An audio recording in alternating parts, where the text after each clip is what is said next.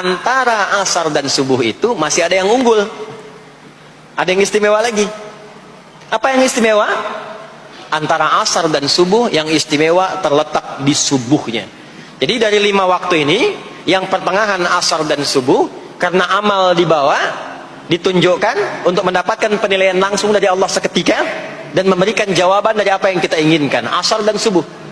Tapi dibandingkan asar dengan subuh, bila keduanya dibandingkan, dua-duanya mulia.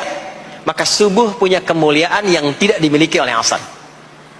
Ya, makanya nanti asar bisa bertemu dengan zuhur, masih ada jama, masih ada qasar.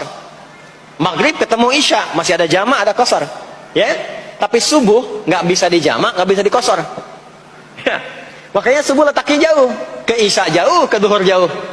Ya, saya mau jamaah, ya jamaah antara isya dengan subuh biar nanti bangunnya sekalian gitu, nggak bisa. Ya, maghrib masih bisa dijama dengan isya, isya dikosor dari 4 jadi 2. Maghrib nggak bisa dikosor karena 3 nggak mungkin jadi 1,5. Ya, zuhur udah 2, masa mau dikurangin lagi? Subuh udah 2, nggak mungkin dikurangi lagi. Maka dari itu subuh menyendiri sendiri. Nah, ada apa kemuliaan di subuh itu? Maka turunlah Quran surah ke-17 ayat 78 yang tadi saya bacakan di awal.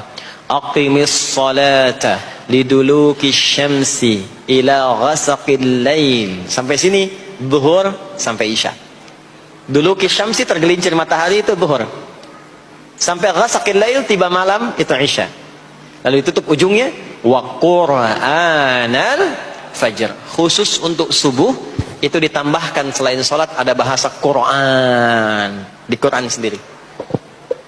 Khusus untuk subuh redaksinya ditambahkan dengan Quran. Apa itu Quran? Halo, apa itu Quran?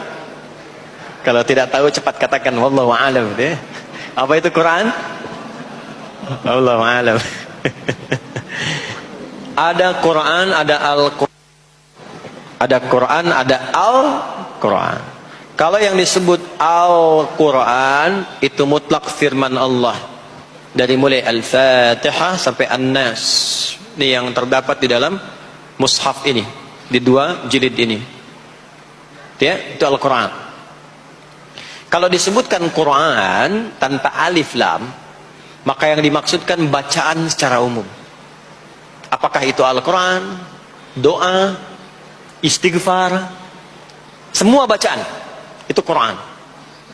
Kemuliaan sholat subuh itu dimulai sejak waktu fajar, matahari mulai keluar sinarnya untuk membelah gelapnya malam, itu sinarnya disebut dengan fajar. Nanti subuhnya saya terangkan di akhir. Sinarnya dibelah, membelah kegelapan malam, fajar shadiq.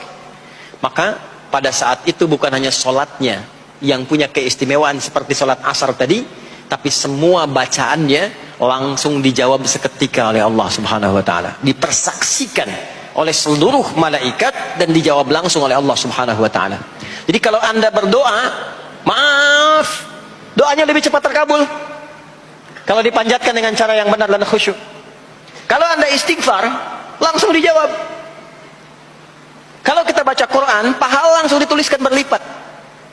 Itulah kemuliaan waktu fajar. Jadi Allah sendiri yang menyampaikan, bukan cuma sholat yang penting, semua bacaannya itu langsung didengar, langsung direspon, langsung dipersaksikan. Karena itu ada anjuran bahkan dari Al-Quran, dan ini dikerjakan oleh semua sahabat, saking pentingnya sholat subuh itu, waktu fajar itu, bahkan mereka bangun dan menunggu sebelum tiba fajar. Maka disitulah muncul kemudian tahajud. Maka muncullah kemudian istighfar sebelum waktu subuh. Ya, ada amalan, ini saya mau kasih rahasia ya. Tapi tolong jaga, ini antara kita saja di sini. Ya, rahasia. Ada waktu sebelum subuh. Cuman 15 sampai 20 menit kurang lebih. Ingat ya, kalau dikonversi sekitar 15 sampai 20 menit waktunya. Namanya waktu sahar. Sahar, jamaknya ashar. Jamak itu karena setiap hari oleh Allah dikasih itu. Sahar, jamaknya ashar. Rahasianya di mana?